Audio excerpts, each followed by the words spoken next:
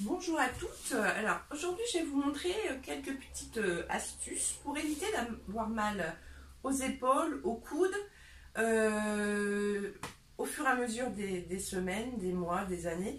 Parce que en fin de compte, j'ai vu que plusieurs coiffeuses lors de mes formations gardaient des mauvais positionnements lors de leur coupe. Et en fin de compte, ça engendre des maux d'épaule, de bras.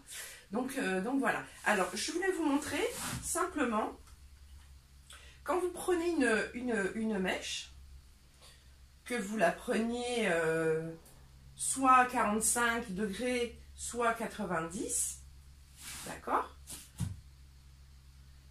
On va la prendre en 45 degrés, d'accord? Vous avez le coude qui est en haut. En fin de compte, du moment que vous avez placé votre mèche avec l'angle que vous voulez, la longueur que vous voulez, et les doigts sont placés entre l'index et le majeur, en fin de compte, la mèche est bien coincée entre l'index et le majeur, donc vous pouvez redescendre le coude et partir même de gauche à droite, de haut en bas. Vous avez toujours le même angle et toujours la même longueur. Donc en fin de compte, vous avez simplement à rabattre le coude et vous pouvez même revenir la mèche vers vous ou vers la cliente. Et là, vous avez simplement à couper.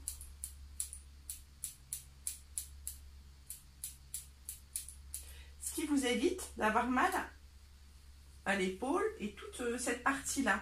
Donc on revient. 45 degrés. C'est coincé. Donc je redescends. Ça ne sert à rien de rester toujours le bras et le coude en l'air. Parce qu'en fin de compte, ça va vous... à force, ça va vous abîmer vos articulations. On est habitué à couper comme ça. Enfin, beaucoup sont formés et ont rectifié le tir. Mais que ça soit à 45 degrés ou 90 ou 135, vous avez simplement à rabattre le coude et vous coupez simplement entre les deux mèches, entre les deux doigts. Le fait que vous avez bien votre mèche de coincée entre les deux doigts, il n'y a pas de souci. Alors que ça soit 45 degrés, 90 degrés, 135 degrés, c'est pareil, à la verticale. Mais même à l'horizontale, vous pouvez faire pareil à l'horizontale. À l'horizontale, si vous coupez à l'horizontale, d'accord, vous êtes dans votre angle, votre coude est en l'air, vous le baissez parce que votre mèche, elle est coincée. Donc, il n'y a pas de souci. Alors, pareil, si on continue la coupe, on reste sur du 45 degrés, et bien on le ramène. Et vous baissez votre coude. Alors, vous pouvez le faire en plusieurs fois, si c'est des cheveux longs ou une grande séparation, que ça soit piquetage ou droit. Mais le fait de baisser votre coude, en fin de compte, vous avez votre angle, la longueur, donc vous pouvez ramener. Comme les cheveux, ils sont coincés entre les deux doigts. Voilà pour... alors là, c'est juste pour quand vous coupez droit ou vous faites un piquetage. Mais par contre, si vous voulez partir dans du coupé-glissé, piquetage profond, c'est pareil. Prenez, là, on va faire à l'horizontale, mais ça peut être en vertical. Là, à ce niveau-là, je ne sais pas si on me voit, à ce niveau-là, on va baisser le coude. La mèche va être prise entre les doigts. Donc, vous allez avoir la longueur qu'il vous faut. D'accord?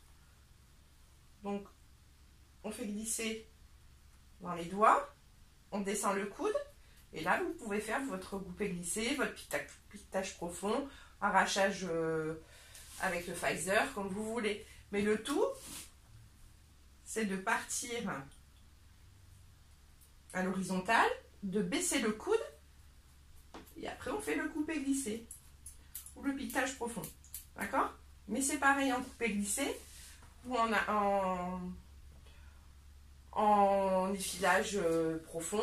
Voilà. Le tout, c'est de baisser les épaules. Alors, je voulais vous expliquer que, en fin de compte, au fur et à mesure des mois, des années, beaucoup de coiffeuses, notamment certaines qui vont m'écouter, ont beaucoup de douleurs au niveau des épaules, dans le bras. Donc, moi, je vous conseillerais, c'est de vous échauffer le matin, un quart d'heure, parce que oui, en fin de compte, il faut préparer ses articulations. Je vous conseille en fin de compte, tous les matins, pour éviter les douleurs, de vous échauffer à peu près 15 minutes.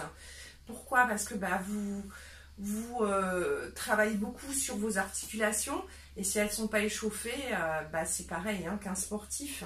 Donc je vous conseillerais c'est de démarrer par échauffer les épaules, une par une, donc après les deux, d'accord? Ensuite, vous pouvez échauffer votre cou, tout ce qui est cervical. En fin de compte, vous baissez la tête, vous inspirez et arrivez derrière, vous expirez. Faire ça plusieurs fois, d'accord?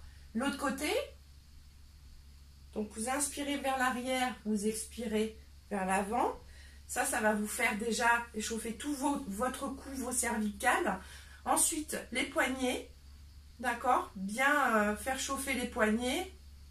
C'est très très important. Après, vous pouvez travailler la dextérité des doigts.